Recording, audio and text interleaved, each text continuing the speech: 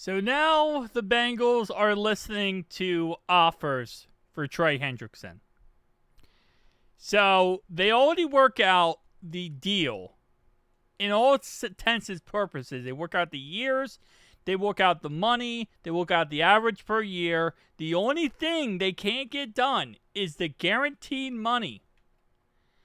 So instead of just coming together and working out that guaranteed money, they're now going to try to trade him after all this. Now, this could just be a ploy by the Bengals here to try to maybe force Trey's hand and kind of lower that whole situation down. But at the same time, it's a weird situation because they already have the contract worked out. So if he goes to another team, and in theory he's okay with accepting what, the Bengals have worked out with him, really it's just a very simple trade for another team. As long as they're okay with that contract and fully guaranteeing his new deal, then it is what it is. But as it says right here, with contract talks at an impasse, the Bengals are listening to trade offers for Trey Hendrickson. It's unclear if the Sock leader will be playing elsewhere in 2025. A trade will be real challenging, but time will tell. It's just, I don't understand it. I really don't.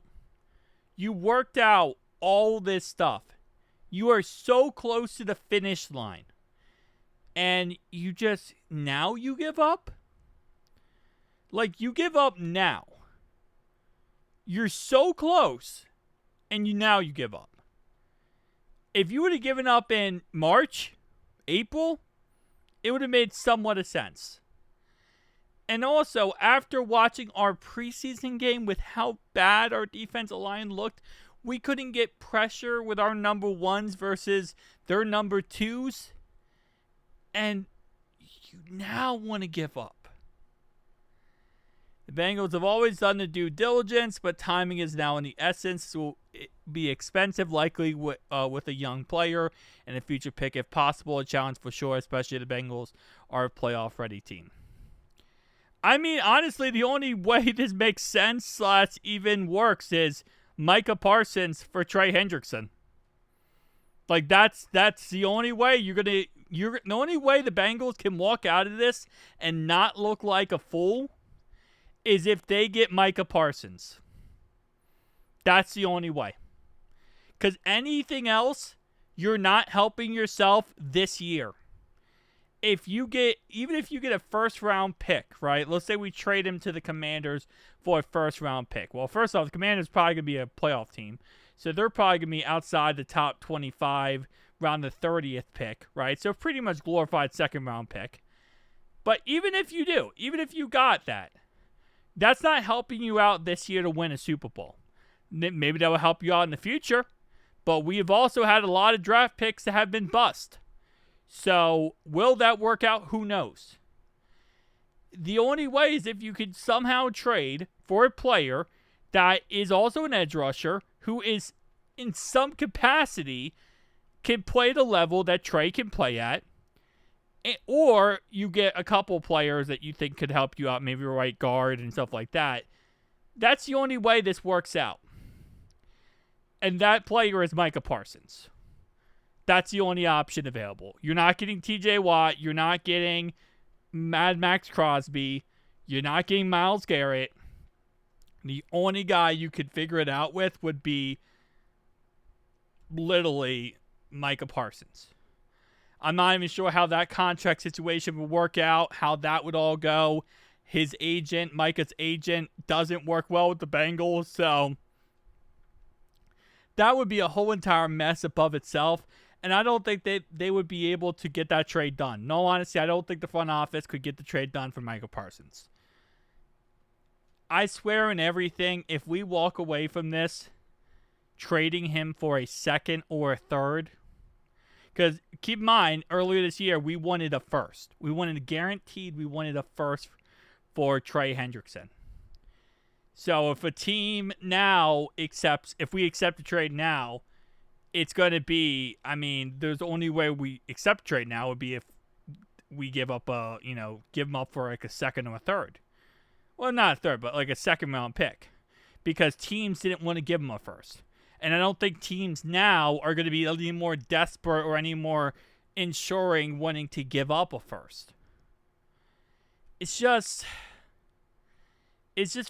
really just frustrating. Like this whole offseason, so many times this seemed like it was going to be done. It was going to be completed. It was going to be figured out. It was going to be it was going in the correct direction. We could be like, finally, we can just calm down and relax. And now we're talking about, our right guard can't block worth a crap.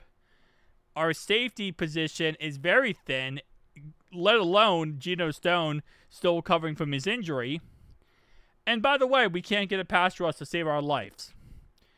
Maybe Shamar Stewart ends up being, that blessing in disguise, right, with the pass rushing.